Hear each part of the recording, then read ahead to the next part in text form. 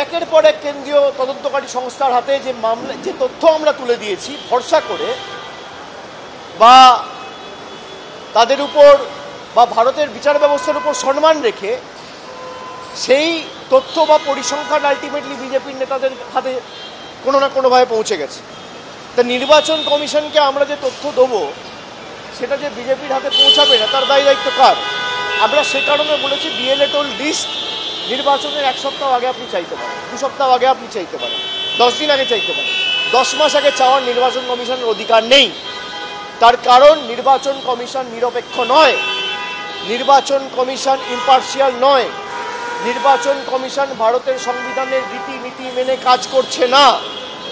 নির্বাচন কমিশন বিজেপির প্রতিনিধি, বিজেপির অঙ্গুলি হেলনে কাজ করছে, ইশারায় কাজ করছে, তাদের ইন্ধনে কাজ করছে।